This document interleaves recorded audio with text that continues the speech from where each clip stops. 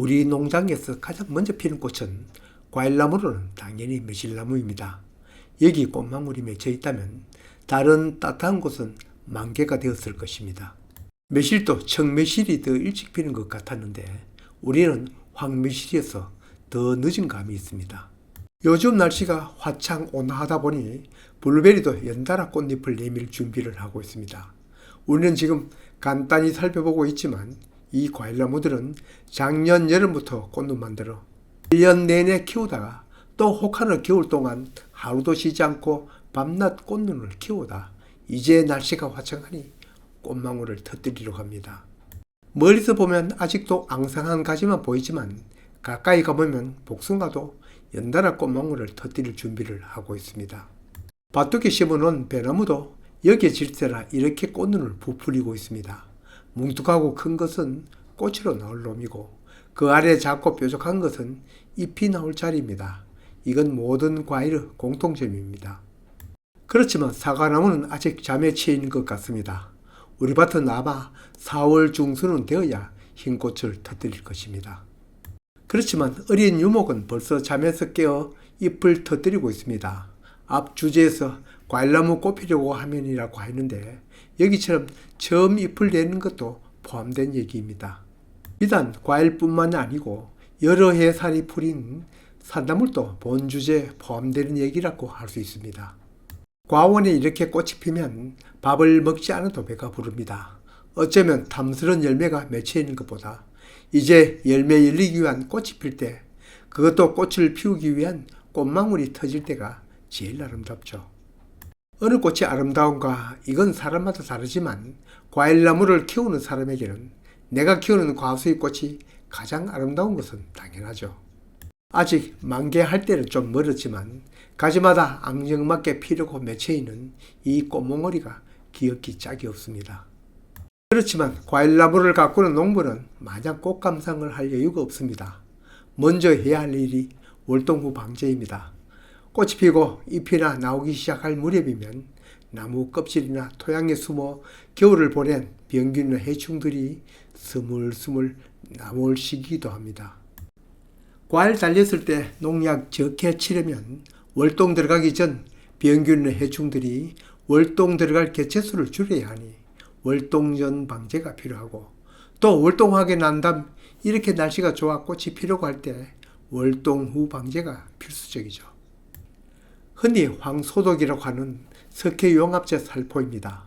이 석회유황합제는 살균도 살충 능력도 있지만 이보다 먼저 기계유의제로 일반 살충제로는 잘 잡히지 않는 깍지벌레를 비롯한 벌레들의 기름을 발라 잡는 것인데 우린 원래 나무 세력들이 약해 기계유의제는 생략하였습니다. 이런 때 병충해 방제도 해야 하지만 또 해야 할 일이 있습니다.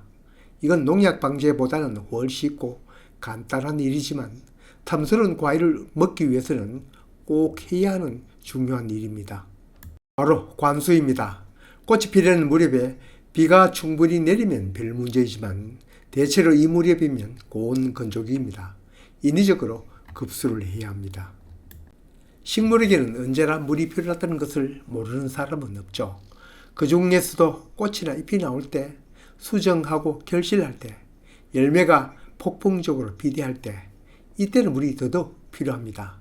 다만 수확하기 전 작물에 따라 다르긴 합니다만 보름 전이나 한 달 전에 물이 적게 필요하고 이때 특별히 가물지 않으면 급수하지 않습니다. 과수 중에는 꽃이 먼저 피고 뒤이어 잎이 나오는 것도 있고 잎이 나오고 꽃이 나오는 것도 있는데 뭐든 나오면 물이 가장 필요합니다. 앞에서도 살짝 언급하였듯이 과수뿐만 아니라 산나물, 양초 등 여러 해살이 풀도 돋아날 때는 물이 많이 필요합니다. 물이 많이 필요하다는 말은 양분이 많이 필요하다는 말입니다. 양분은 물관을 통해 물과 함께 운반되어집니다. 초기 잎이나 꽃이 피는 시기 양분은 아시다시피 토양에서 뿌리를 통해 얻은 양분이 아닙니다. 토양 속의 양분은 15도가 넘어야 원활히 흡수되어지고 가장 빨리 흡수되어지는 질소 성분도 10도가 넘어야 합니다.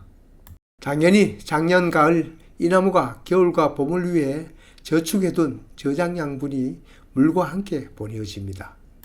그냥 이 시기에 물 빠뜨리지 않고 주라고 하면 될 것이지만 손바닥 농장 채널은 언제나 원리에 기반하여 얘기를 드립니다. 비단 꽃이 피거나 새잎이 나올 때만 뿌리에 저장한 양분이 이용되는 것이 아니라 수정, 결실되고 초기 비대까지 이 양분으로 커집니다.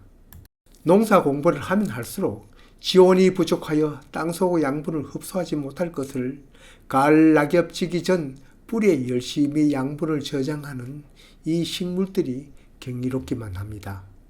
앞으로도 수정 비대 시기에도 수분이 부족하지 않도록 해주면 더 알찬 열매를 얻을 수 있습니다. 물론 개화기 때 물만 잘 준다고 우량한 열매를 얻는 것은 아닙니다. 작년 여름 꽃눈이 제대로 형성되어 오랜 기간 햇빛을 받아 양분을 공급받아 피어나기 전까지 과정이 우량 과일이 되는 7할을 점한다고 합니다. 이제 남은 3할이 관수나 시비, 일조 등 이후 관리 방법과 여건에 달려 있다고 합니다. 이건 전체에서 보니 그렇지 그 어느 하나라도 부실하면 제대로 된 열매를 얻을 수 없습니다. 이 얘기는 우리가 평소 교통안전을 위해 노력하다가도 어느 한순간 잘못되었을 때 이제까지 전체가 소용없는 것과 같다고 할 수 있습니다. 시험을 칠 때는 기말고사를 잘못 쳐도 중간고사 성적과 합산을 해서 성적을 내면 평균 점수만 살짝 하향 조정되지만 작물재배는 그렇지 않습니다. 잘 나가다도 어느 하나가 부실하면 이때까지 노력이 헛살로 돌아가는 것이 농사이더군요.